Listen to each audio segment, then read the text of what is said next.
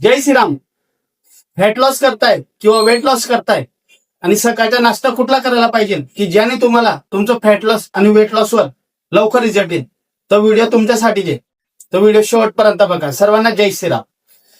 Fat loss weight loss करण्यासाठी सकाळचा best नाश्ता जो आम्ही आता तुम्हाला सांगणार, तो जर तुम्ही केला तर तुमच्या शरीरामध्ये जे फॅट आहे लवकरात लवकर निघून जाईल आणि लवकरात लवकर तुमचं वेट लॉस सुद्धा होणार आहे. म्हणून मित्रांनो, हा जो नाश्ता आहे तुम्ही जर डेली तुमच्या नाश्त्यामध्ये म्हणजे सकाळच्या वेळेस जर तुम्ही जर खाल्ला तर तुम्हाला खूप बेस्ट रिझल्ट भेटणार आहे. तर आजचा नाश्ता असा आहे, ओट्स उपमा. मित्रांनो, आपण उपमा बघितला असेल, उपमा आपण रव्याचा करत असतो, भरपूर जण वेगळ्या वेगळ्या पद्धतीने करत असतात. पण मी तुम्हाला आता जे सांगणार आहे ओट्स तर सर्वांना माहिती असेल. आता तुम्ही विचारत पडला असेल तर ओट्सने तर वजन वाढतं असं नसतं मित्रांनो.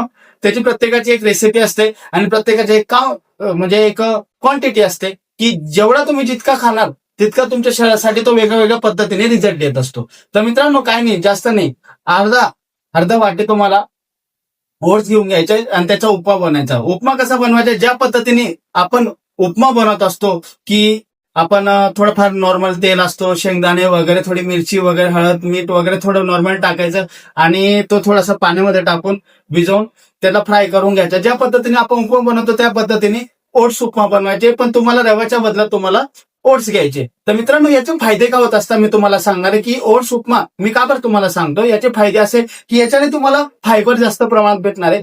फायबर जास्त प्रमाणात भेटलं म्हणजे तुमची भूक ही तुम्हाला लागणार नाही, तुमचं पोट भरलेलं असेल आणि तुम्हाला क्रेविंग जाणवणार नाही. आणि इतर वेळेस जेव्हा तुम्ही प्रॉपरली वेट लॉसच्या किंवा फॅट लॉसच्या डाएटवर तुम्ही कॅलरी डेफिशिट करत असतं बरोबर आहे, त्यावेळेस तुम्हाला भरपूर अशी क्रेविंग लागत असते. ती क्रेविंग तुम्हाला लागणार नाही, तुम्हाला कुठल्याही काही वस्तू खायची इच्छा होणार नाही. म्हणून यामध्ये फायबर असतात ज्यामुळे तुमचं पोट भरलेलं आहे. दुसरं, तुमचं डायजेस्ट म्हणजे जे डायजेस्ट आहे ते इम्प्रूव्ह होणार आहे. म्हणजे भरपूर जणांना पोटाचा त्रास असतो, भरपूर जणांना लॅट्रिन वगैरे या गोष्टी होत नाही, पोट नेहमी कडक वाटत असतं, अन्न पचत नाही. तर तुमचं जे डायजेस्ट आहे म्हणजे डायजेस्टिव्ह सिस्टीम आहे ती पूर्णतः इम्प्रूव्ह होणार आहे. आणि त्यानंतर मित्रांनो, तुम्हाला फायबर सुद्धा भेटलं, डायजेस्ट सुद्धा भेटलं आणि यामधून तुम्हाला कॅलरीज खूप कमी प्रमाणात भेटणार आहे, जे महत्वाचे असतं. आपण जेव्हा कॅलरी डेफिशियंट करत असतो तेव्हा आपण काय करतो, कॅलरी कमी प्रमाणात, जितक्या कमी प्रमाणात शरीरात जाईल तितकं आपल्यासाठी बेटर असतं वेट लॉस फॅट लॉस साठी. म्हणून या ओट्स उपमामधून तुम्हाला कॅलरी ही भरपूर कमी प्रमाणात भेटणार आहे. म्हणून हा उपमा ओट्स उपमा मी तुम्हाला सजेस्ट केला.